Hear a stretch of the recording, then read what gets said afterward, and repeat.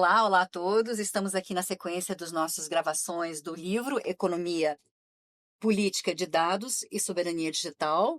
Hoje temos o grande prazer de receber aqui no estúdio do Centro Celso Furtado os autores do capítulo 7, América Latina e la Economia de Dados, definições, temas de agenda e implicações de política, com Manuel Gonzalo e Karina Borrasteiro. Eu sou Ana Arroio, esqueci de me apresentar, eu sou Ana Arroio, sou gerente-geral do Centro Celso Furtado, do CICEF, e é um grande prazer, também sou autora do livro, de um dos capítulos do livro, e é um grande prazer estar fazendo essa sequência de entrevistas, de conversas, para explicar um pouco mais a pesquisa que está por trás dos capítulos e apresentar o livro e divulgar esse livro tão importante que vem no momento tão atual. Então, eu vou começar apresentando primeiro o nosso colega, professor Manuel Gonzalo, mais conhecido como Manolo, para os íntimos, né, Manolo? Isso. O Manuel Gonzalo, ele é licenciado em Economia, magna cum laude pela Universidade de Buenos Aires, UBA. Ele é mestre em Economia e Desenvolvimento Industrial pela Universidade Nacional de General Sarmiento, UNGS, e doutor em Economia pela nossa Universidade Federal do Rio de Janeiro, UFRJ. Ele também é pesquisador docente com licenciatura em Economia do Desenvolvimento pela Universidade Nacional de Quilmes, UNQ, é assim que se pronuncia? Perfeito, perfeito. UNQ. E tem licenciatura em Economia pela UNDEC, Universidade Nacional de Chilecito.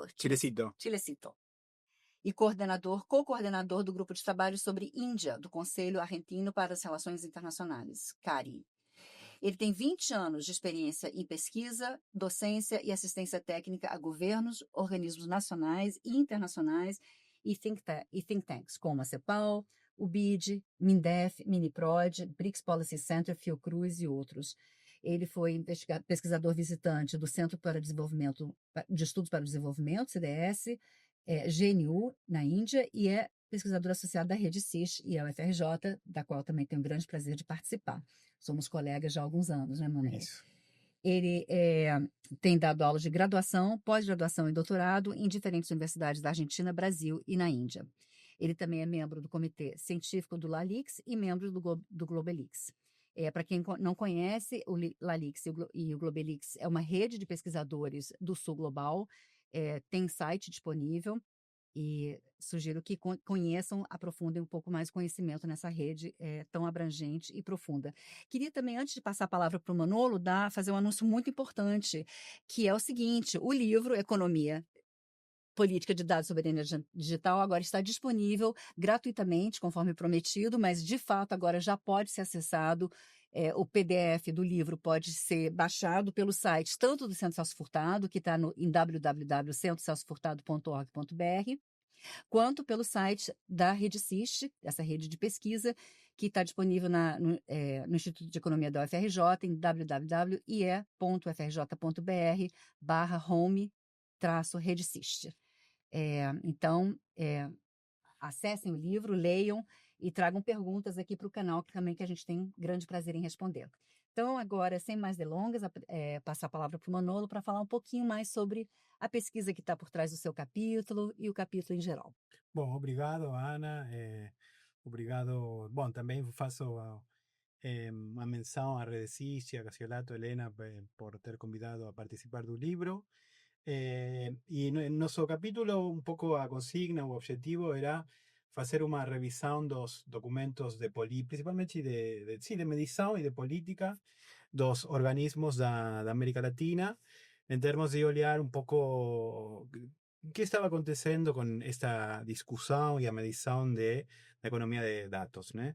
E então o que a gente combinou é fazer uma revisão sobre os documentos da CEPAL, uma revisão sobre os documentos da CAF e depois disso selecionar alguns tópicos e refletir um pouco sobre isso e fazer algumas recomendações de política.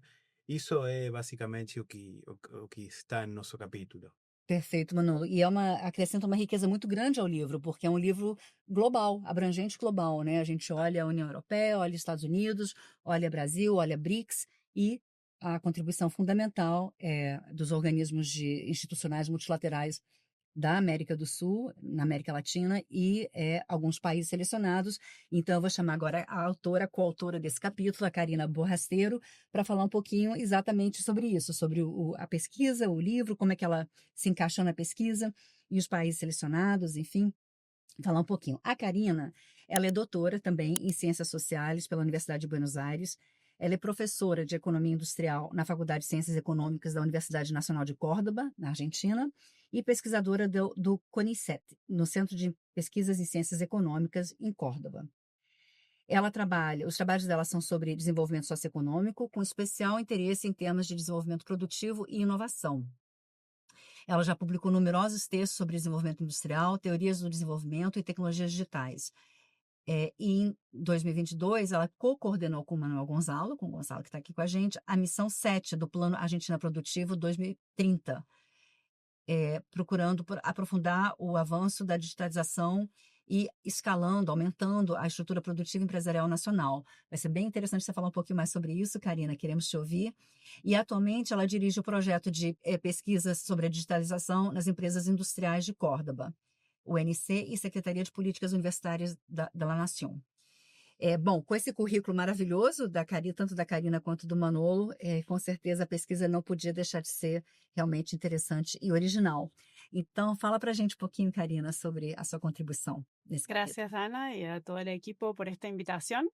Con Manolo hace unos años que trabajamos juntos sobre estos temas, desarrollo tecnológico, industrial, en particular sobre tecnologías digitales, y a partir de aquella experiencia de haber trabajado pensando, diseñando esta estrategia digital dentro del Plan Argentina Productiva, que fue llevada a cabo por el gobierno anterior, podemos reflexionar acerca de estas cuestiones tanto para Argentina como para América Latina, en cómo poder transitar estas experiencias de digitalización, específicamente a nivel productivo, que es una de las finalidades, o fue una de las finalidades de ese plan, Argentina Productiva. Y entonces en el capítulo aplicamos también esa mirada para poder analizar las experiencias de estrategias digitales concebidas, y diseñadas y aplicadas en otros países de la región que no son Brasil. En este caso, seleccionando los casos de Chile y de México por su relevancia a nivel regional y también por las diferencias que presentan entre sí, que son contrastes que es interesante poder ver juntos y analizar, junto con esos discursos, análisis que presentan las instituciones multilaterales de la región, que a veces coinciden y a veces no, pero tratando de tener esta mirada más regional y general, y también en los casos nacionales, cuáles son las particularidades que aparecen, que deben ser también tenidas en cuenta cuando se piensa en procesos de avances de digitalización en América Latina en general, con sus heterogeneidades. Perfeito, Karina. E excelente esse olhar, né, essa mirada que você já tem do tema digital. Você já vem com essa bagagem, com esse conhecimento. Com certeza isso também ajudou a direcionar a pesquisa que vocês fizeram no capítulo. Excelente. Então, vamos então direto ao capítulo, já só explicando para os nossos ouvintes, né, espectadores, que o capítulo dos pesquisadores está dividido em 4 grandes blocos, 4 grandes temas. O primeiro trata da CEPAL. Aliás, eu pediria também que Manolo falasse um pouquinho o que é a CEPAL, para quem não conhece, assim, poucas pessoas não vão conhecer, mas não custa fazer uma introdução. Na sequência, CAF fala sobre a Agência de Fomento da região, CAF. A Karina vai falar um pouquinho. Depois, na sequência, o capítulo deles aborda Argentina, Chile e México, o estudo de caso desses 3 países. E o capítulo fecha com recomendações para políticas e perspectivas numa visão redicistiana, que é bem interessante, né? Essa expressão é a primeira vez que aparece no livro, eu acredito, e vai ser muito bom ouvi-los falar um pouquinho sobre essa perspectiva. Então, vamos direto para o capítulo, para a parte 1, falando da CEPAL. Manolo, a palavra está com você. Perfeito. Bom, a CEPAL, assim, sinteticamente, é talvez um dos principais think tanks no âmbito da América Latina e do Caribe.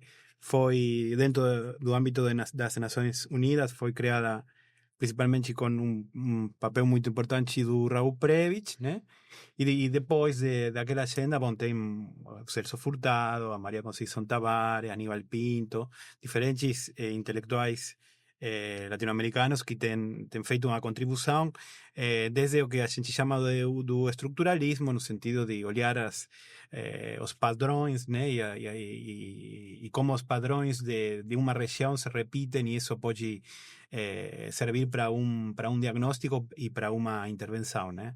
Obviamente isso foi criado nos anos 50 e depois teve diferentes contribuições nos 60, 70, mas já entrando no capítulo, o que a gente fez foi avançar um pouco nos documentos da CEPAL, basicamente já mais deste século, né? Nos últimos 20 anos. E aí um pouco com a consigna de, bom, que encontramos uma discussão sobre economia de dados ou tem outra discussão aí por trás.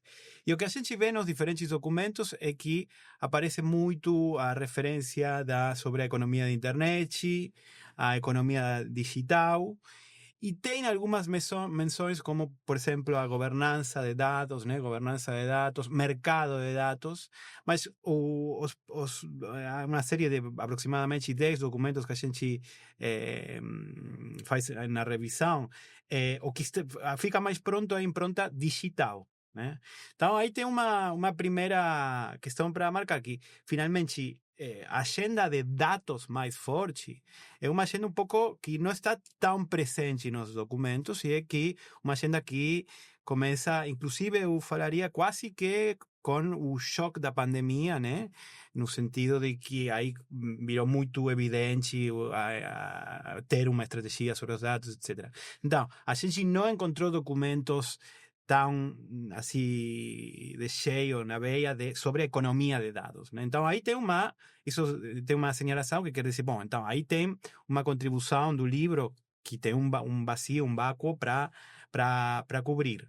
Então depois um pouco de isso, o que sim encontramos eles falam de tentar fazer uma tipologia, não falaria de uma medição, mas uma tipologia em termos de, bom, economia ou empresa digitalizada, com acesso a internet, com adopção de algum tipo de página web, etc.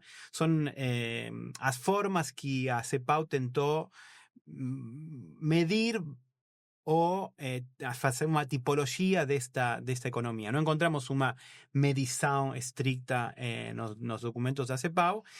E depois disso, sim, o que a gente levantou foi alguns temas que achamos interessantes em termos de agenda para discussão e para pesquisa.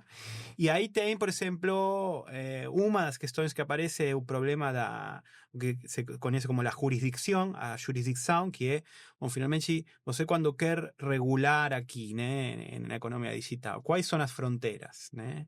E aí tem um híbrido que é um pouco difícil, né? Porque finalmente as fronteiras das empresas digitais e do mundo digital finalmente é o mundo.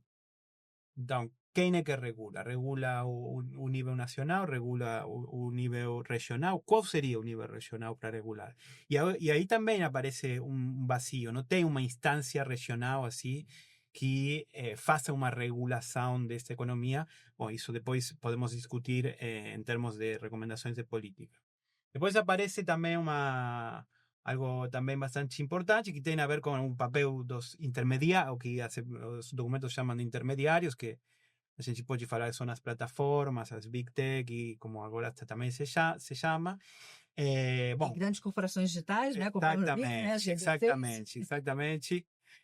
As multinacionais, finalmente as multinacionais ou as corporações que estão nessa economia, que ficam um papel muito central, inclusive em algumas áreas quase com mais capacitações, claramente, e nível de investimento que um Estado, que um pequeno Estado da América Latina. Então aí tem uma questão também a se observar.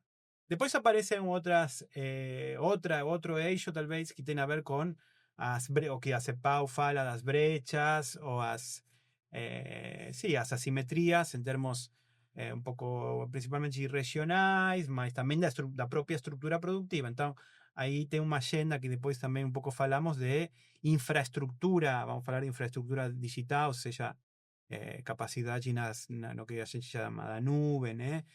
Diferentes infraestruturas digitais que a agenda da CEPAL aparece. E, bom, finalmente, a agenda de dados, que está, talvez con otro olhar, un poco más sobre crear un mercado de dados latinoamericanos, que, bom, a gente também pode fazer uma certa reflexão crítica sobre isso, sobre aí também há uma agenda em aberto, eu acho. Perfeito, Manuel. Muitos pontos interessantes, né? Eu fui anotando aqui no começo, aí eu parei de anotar, porque é tanta coisa para perguntar e vários pontos. Mas, primeiro, assim, muito importante esse resgate do Celso Furtado, né? Do nosso patrono aqui, e a contribuição dele na própria fundação da CEPAL, né? Todo o trabalho dele no início da CEPAL e como isso contribuiu para formar o pensamento, Total. né? A perspectiva cepalina. É muito importante esse resgate, obrigada. Uma pergunta que eu tinha era sobre, você mencionou, né, que assim, existem poucos documentos ainda, é um tema muito recente, economia de dados, mas vocês tiveram interesse, é relevante fazer um link, uma conexão talvez com... porque o livro trata da evolução da tecnologia da informação e da comunicação, das TICs na América Latina, né? O desenvolvimento disso ao longo, pensando nas últimas décadas, né? Desde a década de 70, quando esses países fizeram, o Brasil fez enormes investimentos no desenvolvimento da nossa infraestrutura, da nossa capacidade produtiva, pensando em CPQD, em Bratel, enfim, todo um investimento grande nesse tema. Então, tem lições aprendidas da década de 70. Eu não sei se CEPAL fez algum traço, alguma conexão com isso ou não, são temas muito distintos. Quer dizer, nos documentos que nós encontramos das últimas 2 décadas não aparece aquela discussão tão presente. Agora, tem alguns autores, a CEPAL você sabe que também é um organismo hoje já gigante, então tem alguns autores que tentam fazer assim uma revisada com uma perspectiva mais estrutural, como por exemplo o Jorge Katz, que tem aí uma discussão mais do paradigma, vamos falar do paradigma TICS, que na Argentina en su momento también un Gabriel Joguel, que olhava assim um pouco en essa discussão. Então, a gente o que tentou vou avançar um pouco para a área das políticas, mas depois voltamos, dar aquele olhar mais de você para discutir sobre a economia de dados. A economia de dados tem sua particularidade, mas tem que também olhar todo o paradigma das tecnologias da informação e da comunicação para encontrar também lagunas ou vazios, né, desde a conformação do paradigma das TICs na América Latina, que afetam hoje, né?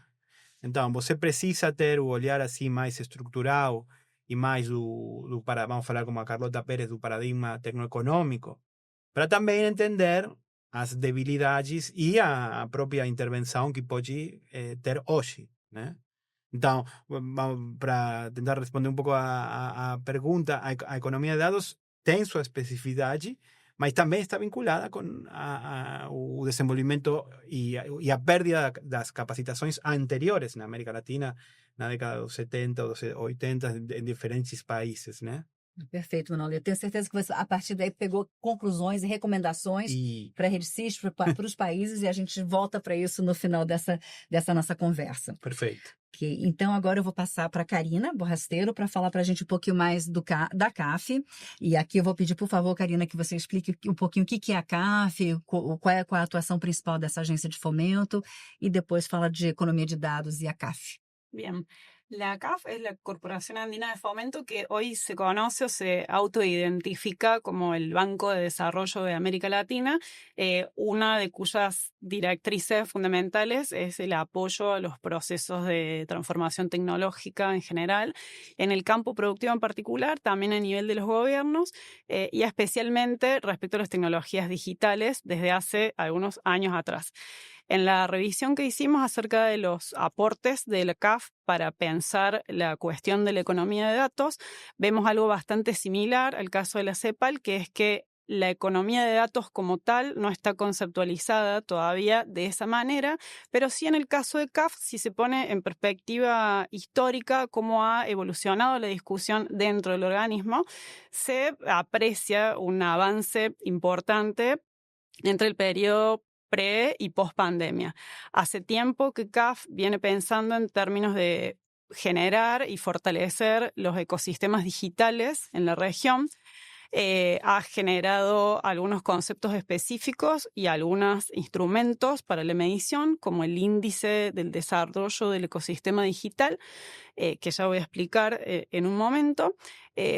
Pero también se nota que ha evolucionado en términos conceptuales esa discusión, desde pensar en la transformación tecnológica en general, a pensar la transformación digital en particular, a pensar en los ecosistemas digitales y luego, después de la pandemia, a poder ampliar esa mirada desde la transformación digital dentro de las empresas o las unidades productivas, es decir, a un nivel mucho más micro y con recomendaciones a ese nivel, a poder pensar los procesos de digitalización en general, como digitalización de los hogares, digitalización de las estructuras productivas y digitalización de los gobiernos. Entonces hoy, de la pandemia a esta parte, CAF está pensando o intentando pensar esos tres problemas al mismo tiempo. En función de eso, se han generado algunos instrumentos, como decía antes, el índice de desarrollo del ecosistema digital es un índice que agrupa distintos indicadores sobre transformación digital, digitalización en estos campos, digitalización de los hogares, adopción de tecnologías digitales a nivel de los hogares, de las personas, en el ámbito de la educación, todo lo que no tiene que ver con el gobierno y la estructura productiva, pero que también aborda indicadores que tienen que ver con la adopción de tecnologías para la producción específicamente, y en particular generó también justamente en 2020 un otro instrumento específico, un índice de GovTech Readiness, para poder medir cuál es la preparación digital de los gobiernos para digitalizar sus propias estructuras, es decir, las administraciones públicas, poder digitalizar sus trámites, acercarse a la ciudadanía para hacer gestiones, poder aportar en otros campos que son propios de políticas estatales, como el campo de la salud, la educación, etcétera, a través de instrumentos digitales. Entonces, ha ido avanzando a lo largo del tiempo en ese sentido y generando algunos instrumentos que otra particularidad que tienen es que no se restringen a lo regional o lo nacional, sino que, por ejemplo, el índice de desarrollo del ecosistema digital está testeado para poder ser aplicado en 5 regiones globales. Una de ellas es América Latina y el Caribe, pero también el Asia-Pacífico, Europa Occidental, Europa del Este. Entonces, de esta manera se trata también de poder tener una perspectiva comparativa de cómo está América Latina en términos de ecosistema digital respecto al resto de las regiones y no solo mirar hacia adentro. Entonces, el aporte de la institución también tiene que ver con eso, con intentar mirar el mundo desde América Latina para entender la posición relativa de la región en esos 3 ejes: digitalización de los hogares, digitalização da economia e digitalização do governo. Muito interessante. Esse índice pode ser bastante útil. Tenho certeza que as grandes corporações digitais também têm interesse nesse índice, né? Assim, ver de que forma elas podem suprir alguns aspectos. Você pode comentar um pouquinho mais sobre esse ecossistema digital, Karina? Assim, essa é uma palavra que a Rede CIST, a gente tem algumas restrições ao termo ecossistema digital, e me parece que, pelo que eu li, assim, que é um termo assim, bem importante para a CAF. Uhum. E também esclarecer para a gente, CAF, ele é uma agência de fomento para governos ou também atua no nível micro? Faz empréstimos para empresas também? Não, é nível Não. governo. Nível governo. Ok. Mas, enfim, fala um pouquinho sobre esse conceito de ecossistema e, na sua visão, assim, se isso poderia, se CAF está aberto a dialogar sobre esse conceito. Uhum. El ecosistema digital para CAF es el conjunto general de agentes que intervienen en la economía digital. Esos agentes pueden ser gobiernos, empresas, hogares o instituciones. Un problema que, según analizamos y conversamos, a veces tienen este tipo de conceptos es que a veces aplanan un poco los tipos de intervención o las jerarquías de cada uno de esos actores para poder intervenir en la transformación digital.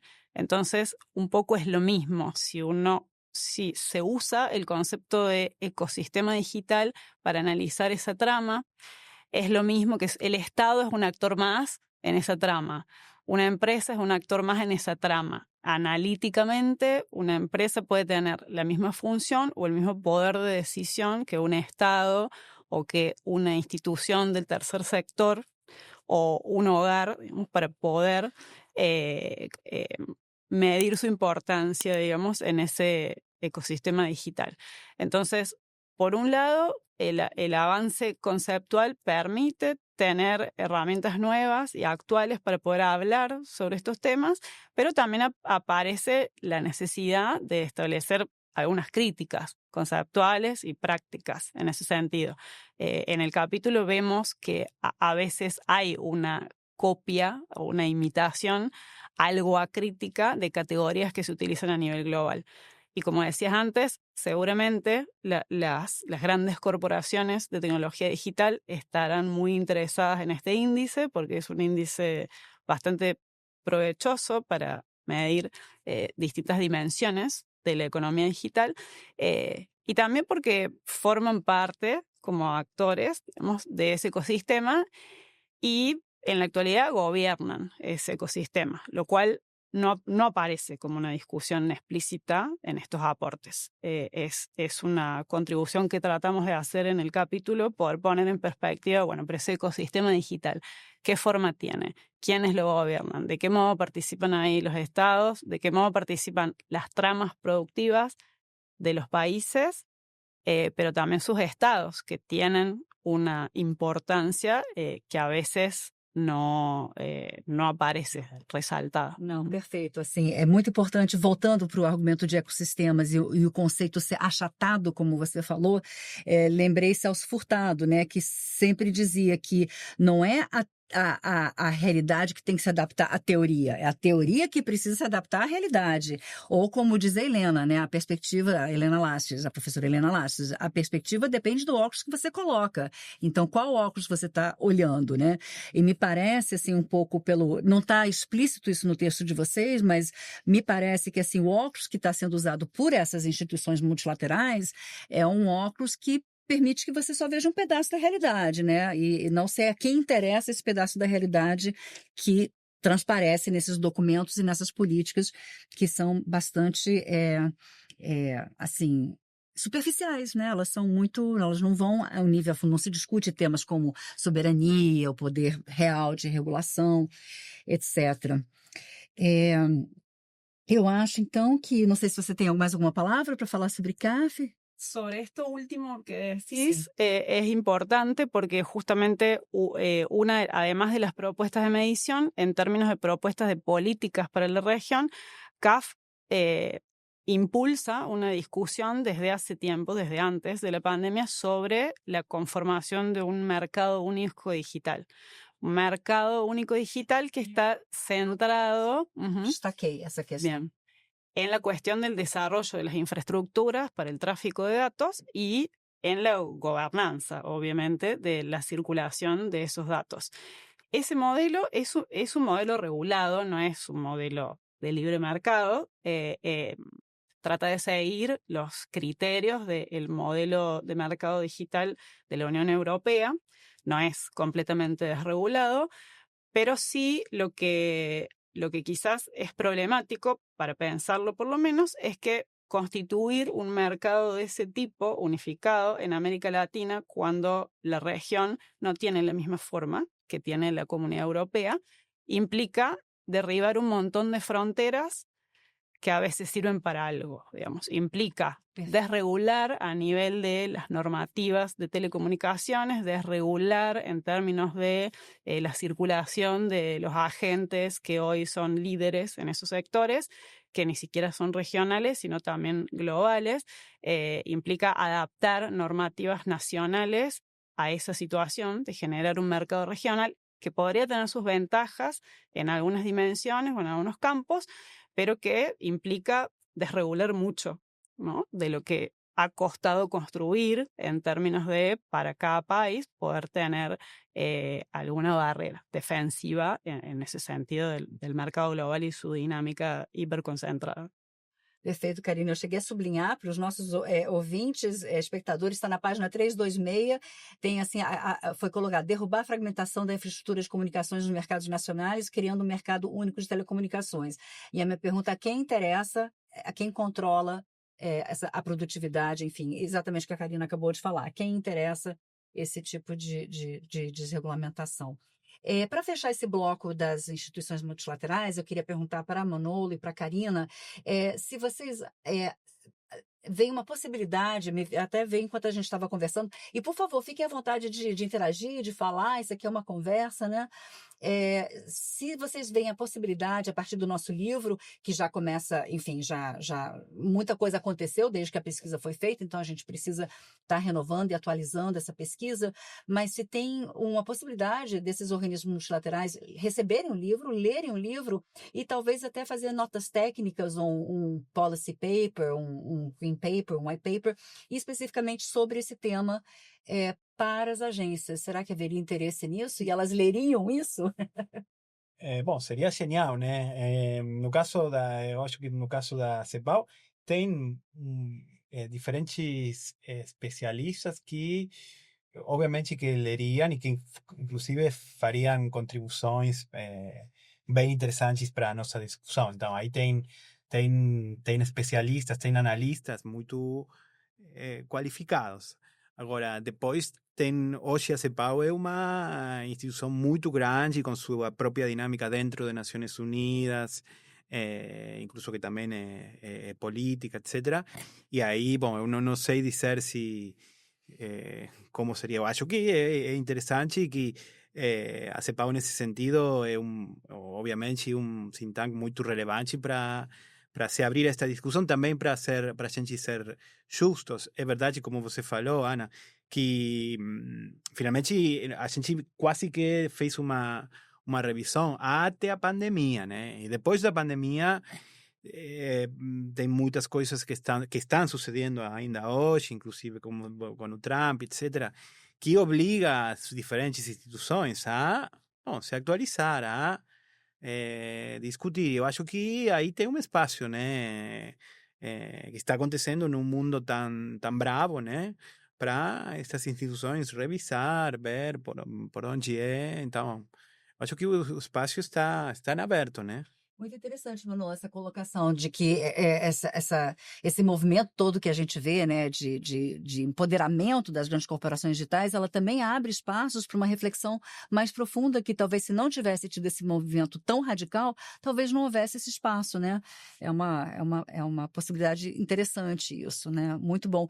Eu queria também falar para os nossos ouvintes que o trabalho que embasa esse capítulo, ele é originado de notas técnicas bem extensas, né? Cada capítulo desse livro, que já é um livro extenso, que tem em torno de 500 páginas, mas eles são baseados em notas técnicas, e essas notas técnicas exploram muito mais a fundo esses temas que a gente conseguiu simplesmente sintetizar para o livro. Então, por exemplo, a minha nota técnica fala sobre BRICS e os mitos subjacentes nessas instituições multilaterais, né? Os mitos que estão presentes no pensamento, na reflexão e nos documentos que saem dessas instituições. E um deles, que preocupa bastante, é sobre o poder de regulação do mercado, o mercado se autorregular. Esse é um mito que foi deixado muito claro, né, na toda a experiência latino-americana e outros países em desenvolvimento, que esse poder, na verdade, é uma ilusão. Enfim, não acontece. O nosso timer despertou, vou parar de falar, passar para a Karina. Você quer fazer alguma colocação sobre esas posibilidades? Creo que hay un espacio también porque hay dos discusiones globales y regionales que se relacionan entre sí y que tienen mucho que ver con todo lo que está planteado en el libro, no solo con nuestro capítulo. La cuestión de la soberanía se está discutiendo en todas las regiones, en todos los países. La soberanía en general, no solo la soberanía tecnológica, pero la soberanía digital es una de las soberanías en disputa más importantes en este momento. Y también se está discutiendo cuál debería ser la orientación y que debería existir en América Latina integración regional en torno a muchos problemas. Uno de ellos es la cuestión de la digitalización o de la economía de datos. Entonces, también es cierto que algunas regulaciones nacionales constituyen obstáculos para poder pensar a nivel regional, pero que, por supuesto, hay que hacerlo de manera inteligente y adaptada a las realidades locales, sin copiar regulación, ¿no? Pero bueno, cuando se miran los casos nacionales en todos los campos, a nivel de tecnologías digitales, a nivel de educación, a nivel de salud, hay mucho espacio para volver a regular en función de una integración regional que pueda dar lugar a resultados más contundentes, porque cada uno de nuestros países, quizás con la excepción de Brasil, pero también adquiere una fuerza distinta, Brasil junto con el resto de los países de la región, si existe esa mirada regional sobre el problema, en este caso de la soberanía digital y todo lo que implica. Sim, vocês alertam várias vezes ao longo do capítulo sobre esse perigo do copia e cola de políticas desenvolvidas para outras regiões e outros países. Perfeito.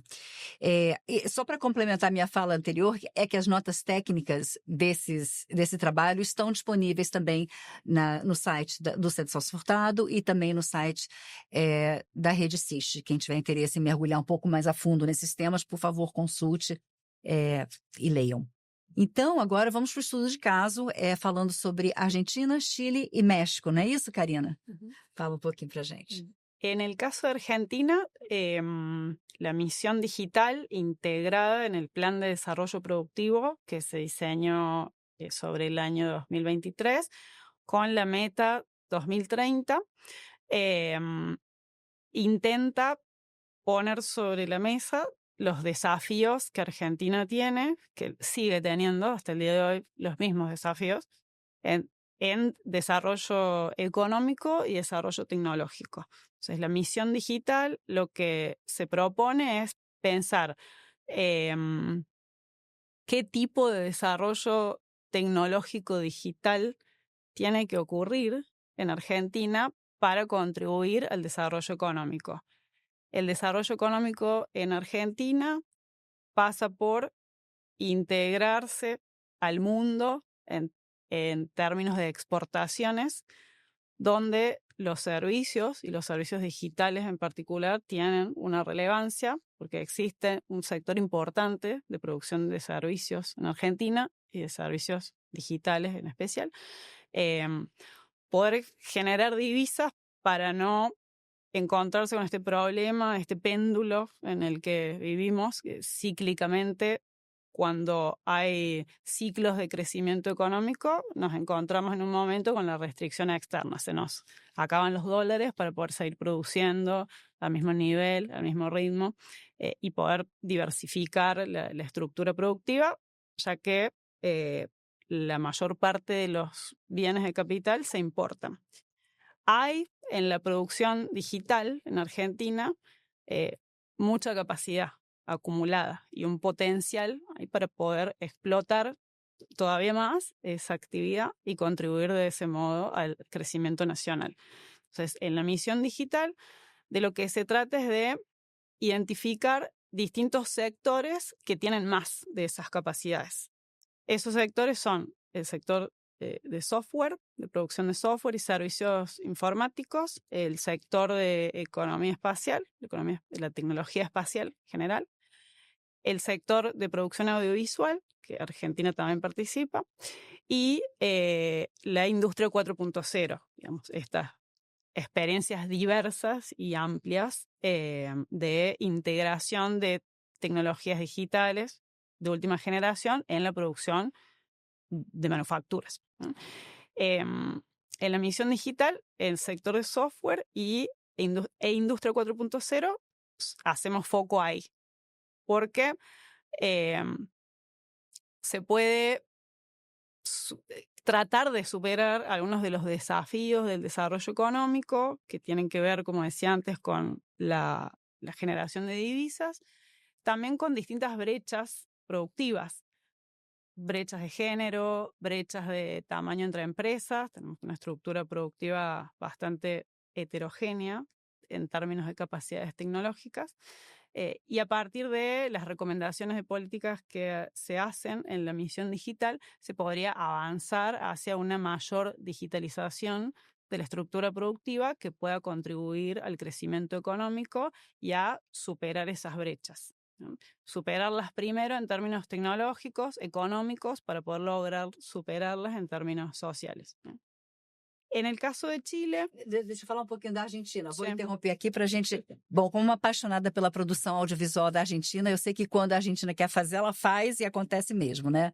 E é interessante que essa política, pelo que você está falando, já tem um histórico. Foi lançada em 2020... 23. Então, tem, enfim, um pouco de histórico e a pergunta que é preciso fazer, né, com um governo Milei assumindo nesse mesmo ano, quais as implicações, e também parece que teve um resultado nas eleições primárias em Buenos Aires bastante interessante, digamos assim. Então, fala um pouquinho da política atual na Argentina, os impactos sobre a política digital e, enfim, como é que você vê possibilidades para Argentina reais. Hoy el plan Argentina Productiva no está vigente. Es un plan que por sus propias características, que tienen que ver no solo con el crecimiento nacional, sino con la soberanía nacional sobre los recursos, exactamente, no está vigente. Hoy a nivel general no hay tampoco una política industrial ni una política de desarrollo tecnológico en Argentina, de ningún tipo. No hay una apuesta por la soberanía económica, no hay una apuesta por la soberanía tecnológica. Entonces, el centro de la política económica enfoca hacia la macroeconomía únicamente desde una perspectiva ortodoxa, que implica que la mejor política del Estado es no intervenir en términos de política industrial, política tecnológica. Entonces, hoy la mayoría de los sectores industriales se encuentran bastante solos en ese sentido, y muchas de las políticas que estaban vigentes hasta el 2023 de desarrollo tecnológico en la industria, de formación de recursos humanos para incorporar tecnología digital en la industria, ya no están vigentes.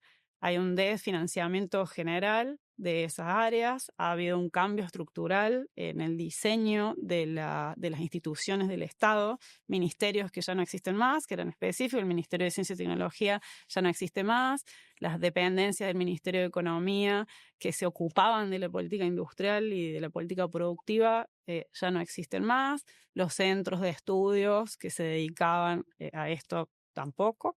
Entonces, bueno, es una situación bastante compleja que va a ser importante para Argentina poder revertir, porque hoy no hay nada desse sentido. Nossos irmãos na Argentina, assim, sofrem da descontinuidade de políticas, né? Assim, o Schumpeter falava de destruição criativa, o que se passa aqui é a destruição sem a criatividade, né? Então, a gente avança, recua. A falta de continuidade é muito complicado, né? Para o fomento, a capacidade produtiva. Manolo, queria falar alguma coisa? Sim, queria complementar algo sobre a missão digital, que também é importante. A gente sabe que o planejamento não se faz no vácuo, né, no vazio. Então, um pouco os objetivos da missão digital estavam também cruzados com uma pressão muito forte que tinha a Argentina em termos, como a Karina falou, de não ter dólares, né? Estar muito preso do que a gente fala da restrição externa.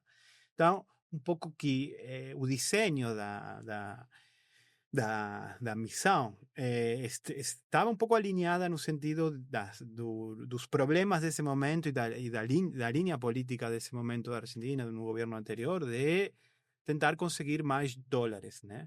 Num sentido. E, obviamente, também fazer, em termos tecnológicos, ter uma maior difusão dentro do aparato produtivo, regional, etc.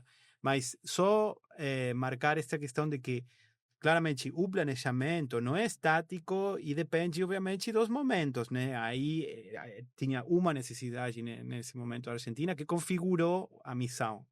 Talvez, em outro momento da Argentina, dá para pensar algum outro objetivo, né? Obviamente que tem objetivos que vão ficar e são permanentes, mas que o contexto, por exemplo, se a gente em algum momento Milei vai passar, né?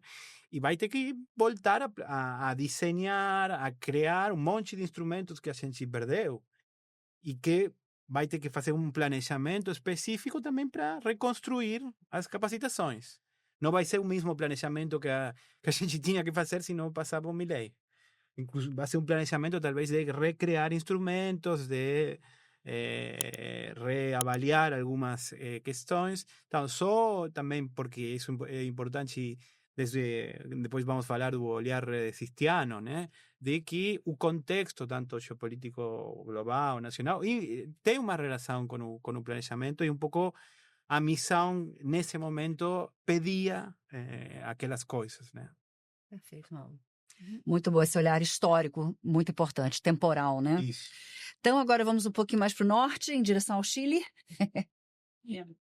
Chile tiene una estrategia digital diseñada hasta el 2035 que pretende, la planificación pretende poder transitar desde un momento actual, desde un diagnóstico actual de distintas brechas a nivel de desarrollo digital, tanto brechas educativas como brechas de género, brechas territoriales también, pensando en las diferencias que en Argentina también aparecen en términos de la población urbana, la población rural, las zonas más pobladas, las zonas que no, las ciudades grandes, las ciudades pequeñas, una heterogeneidad de capacidades en ese sentido. Por transitar hacia una economía digitalizada con una fuerte intervención estatal y cuidando especialmente un aspecto que es el de la ciberseguridad.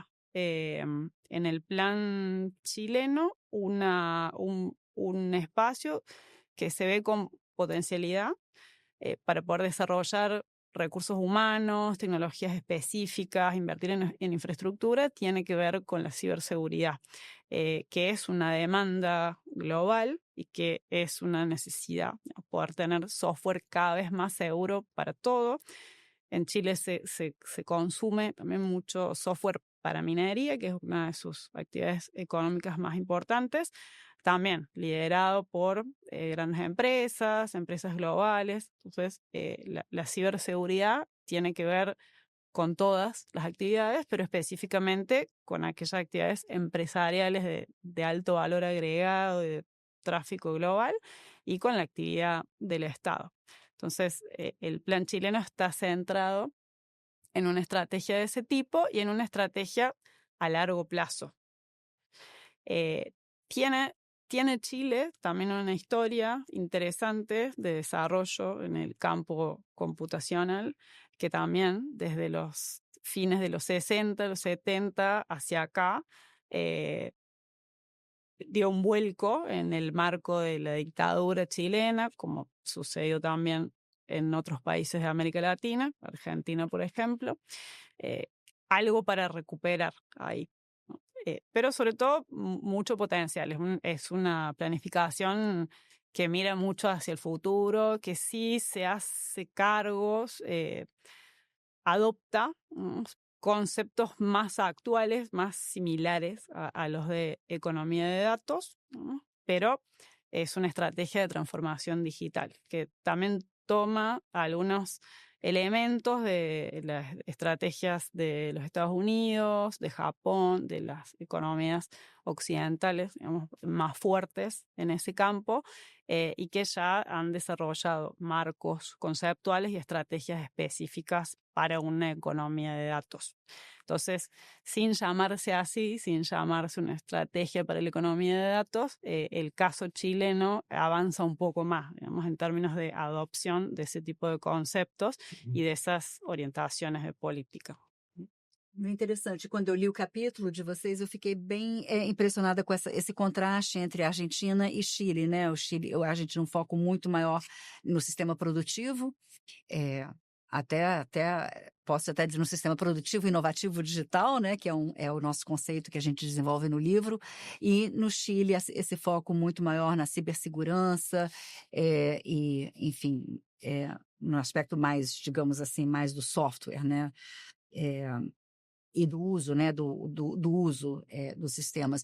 E assim, você falando, Karina, me ocorreu a África do Sul, que é um país que eu estudo, né, eu faço capítulo sobre BRICS, tem um dos índices mais baixos de cibersegurança dos BRICS.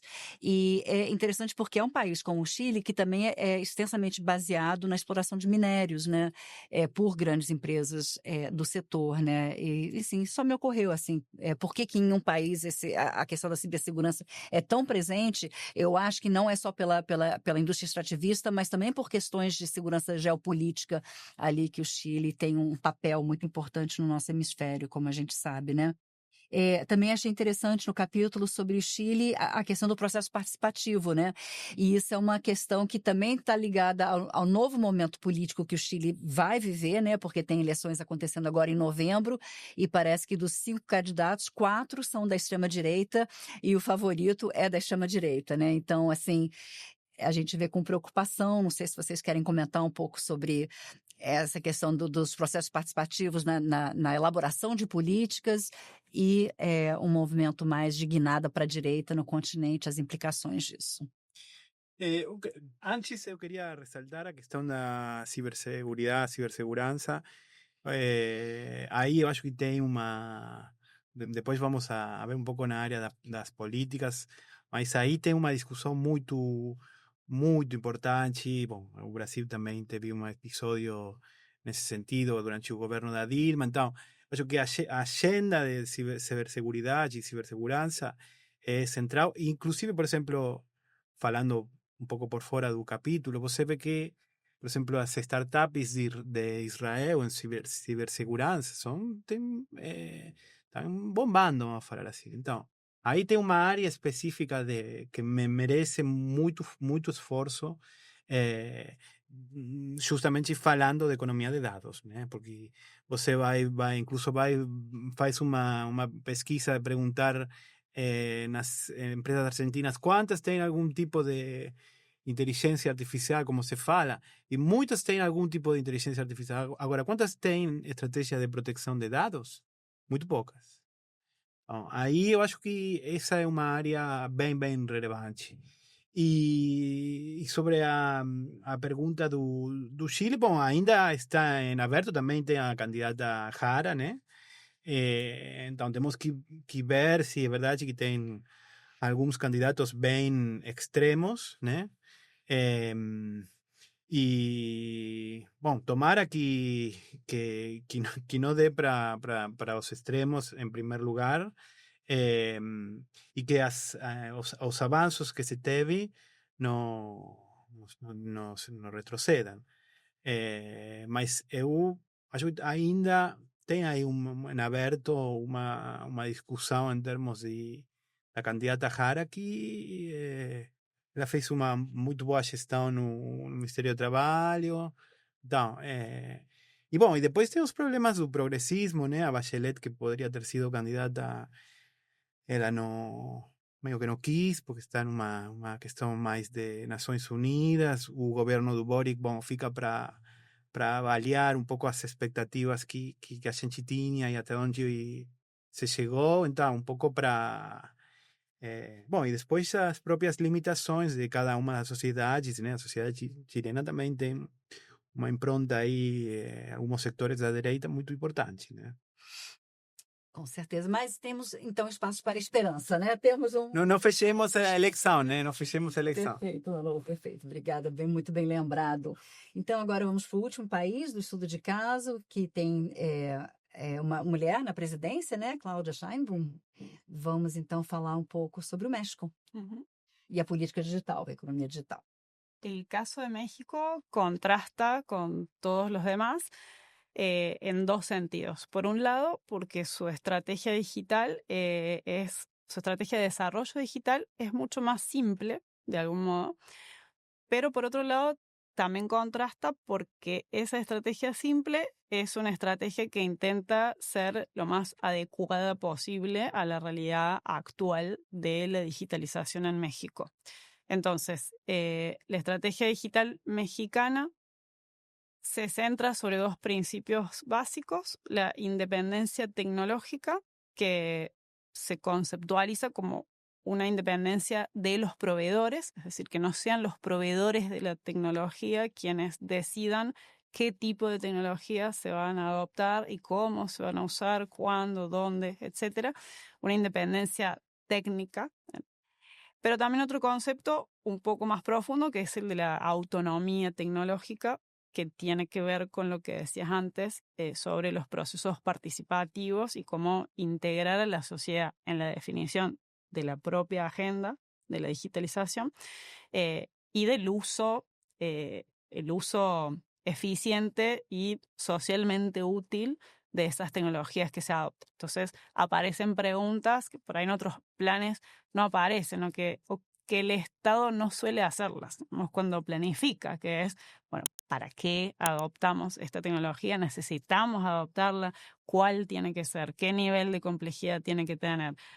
¿Con qué actores tiene que desarrollarse? ¿Tiene que ser la tecnología de punta que proveen empresas extranjeras? ¿Tenemos que aprovechar nuestras capacidades bajas, intermedias, pero nuestras propias capacidades para poder desarrollar tecnología nacional?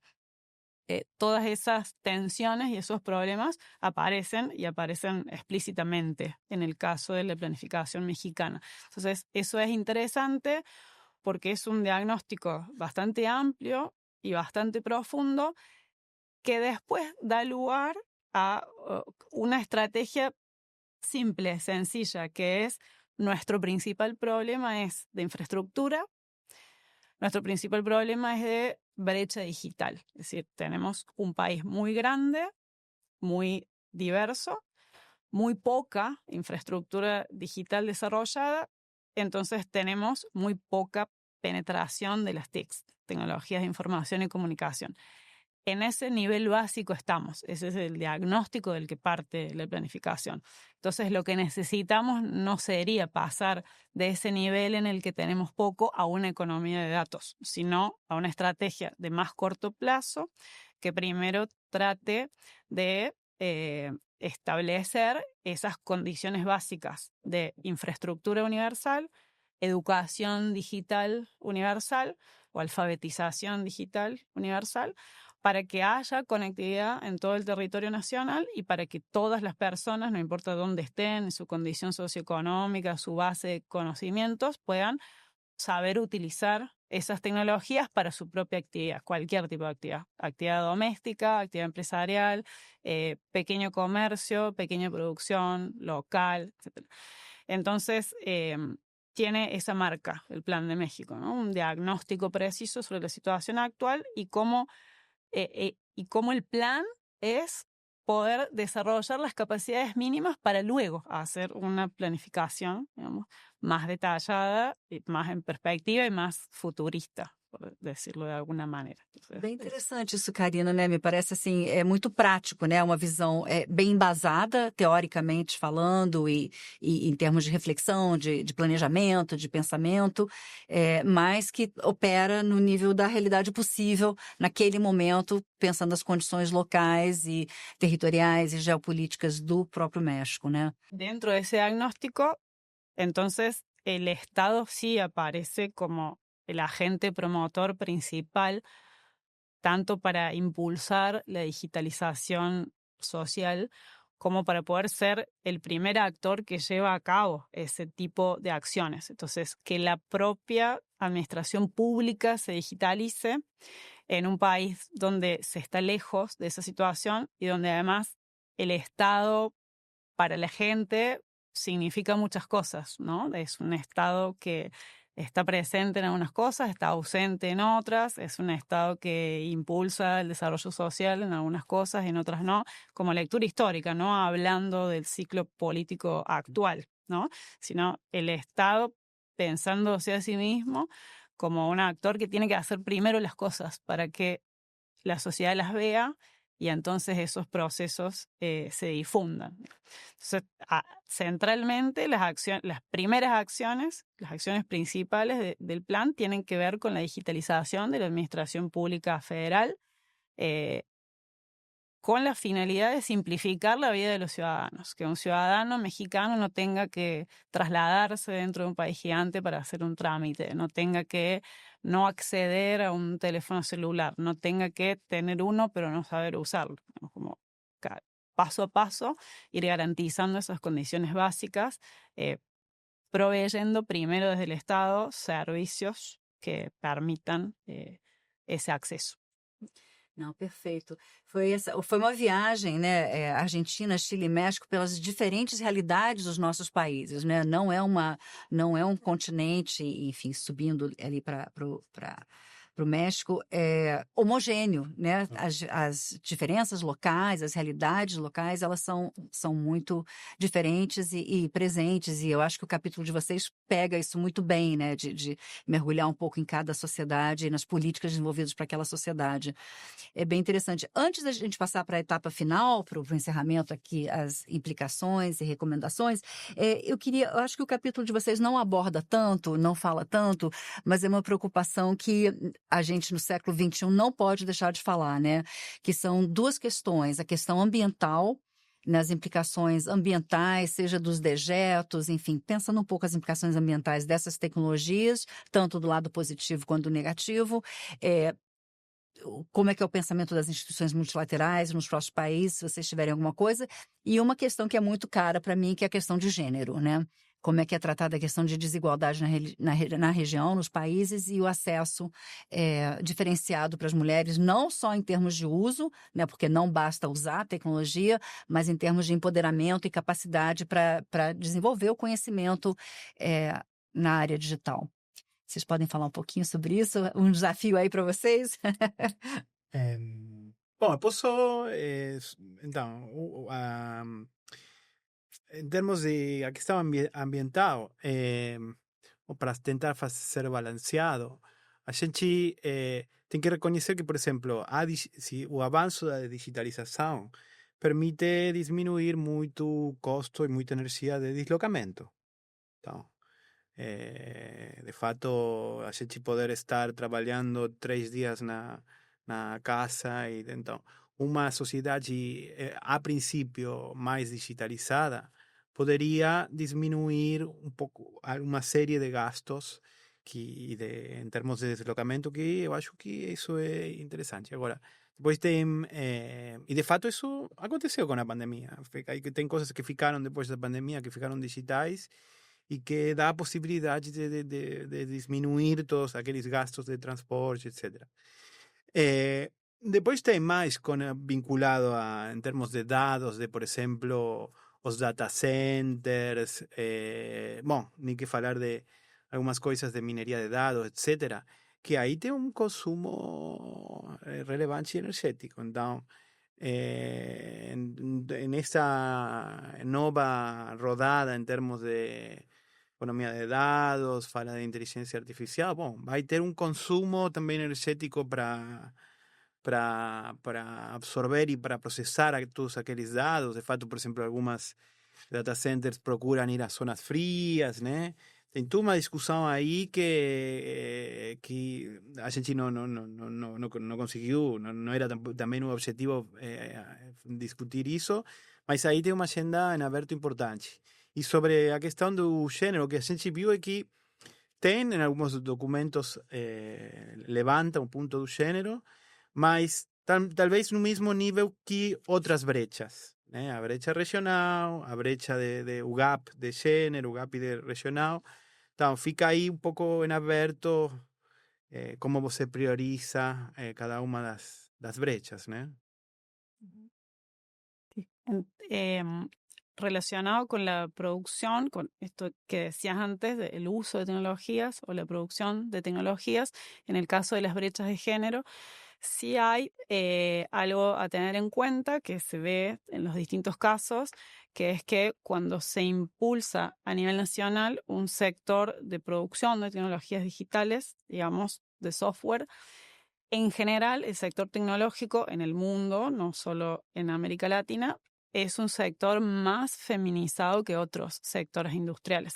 Entonces, si bien, por ejemplo, en el caso de la problemática ambiental, no se tiene en cuenta, o la industria digital es la última industria en tenerse en cuenta con objetivos ambientales, como si no tuviera impacto, digamos, cuando sí los tiene.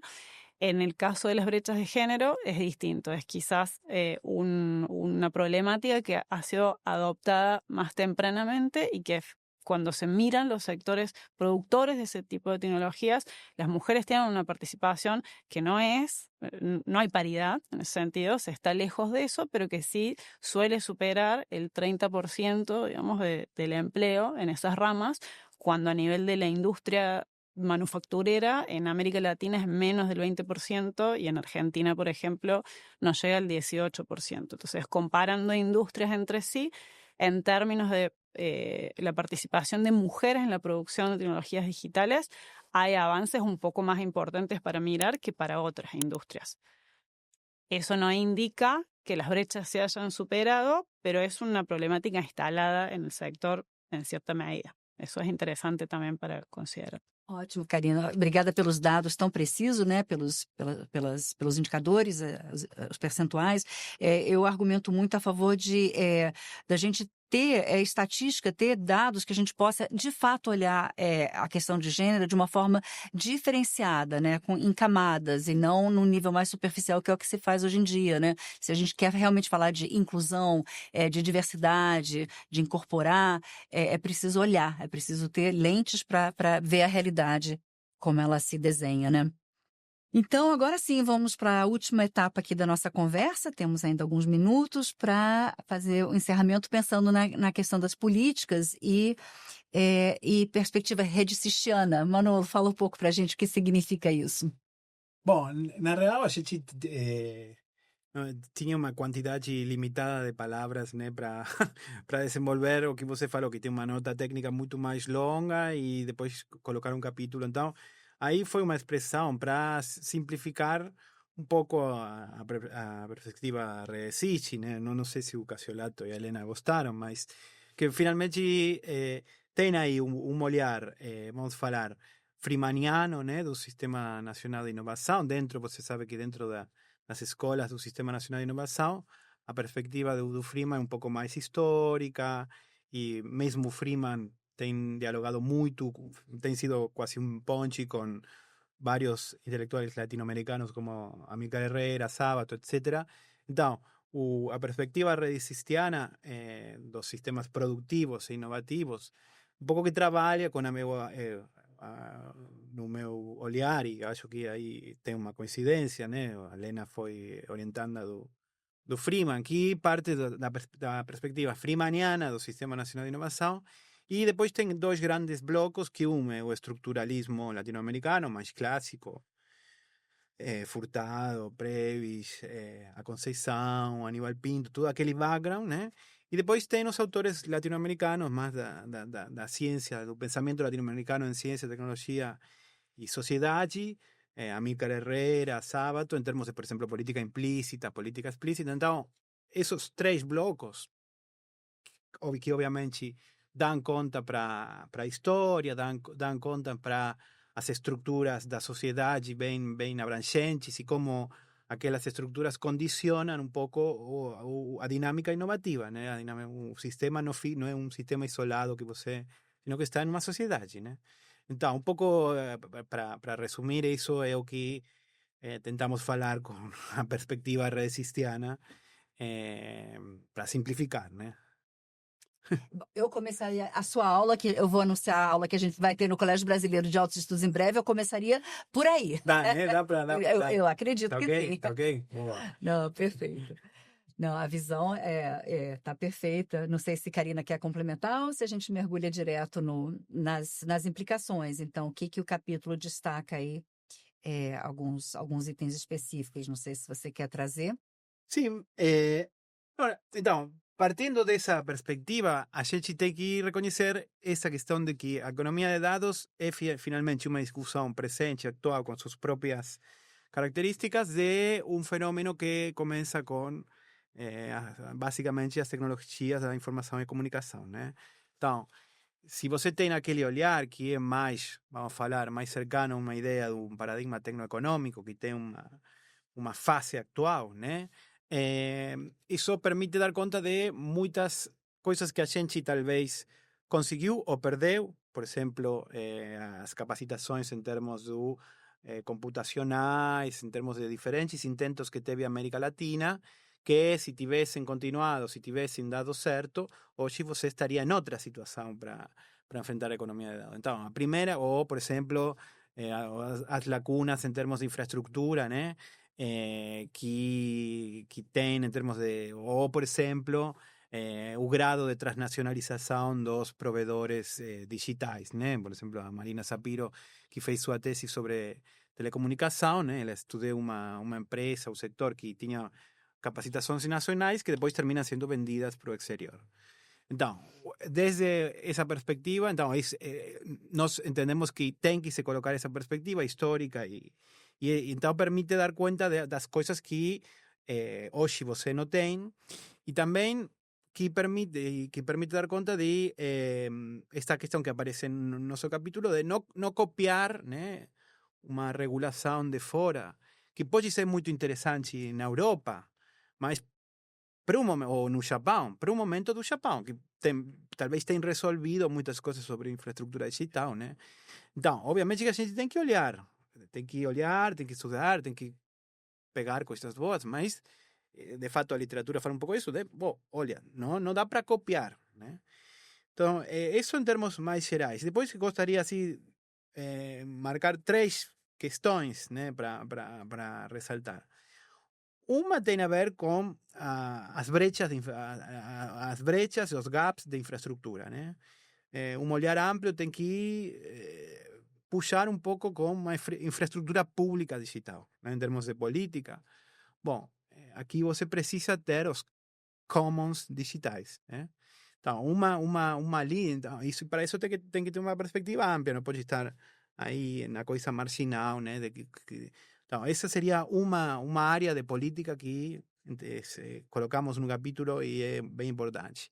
Uma segunda área tem a ver com os atores, né? Que atores você tem? Porque, finalmente, isso não falamos, mas está bastante presente também na literatura, que aquele grande jogo digital em termos de inteligência artificial e etc., e economia de dados, é julgado principalmente pelos Estados Unidos e pela China, né?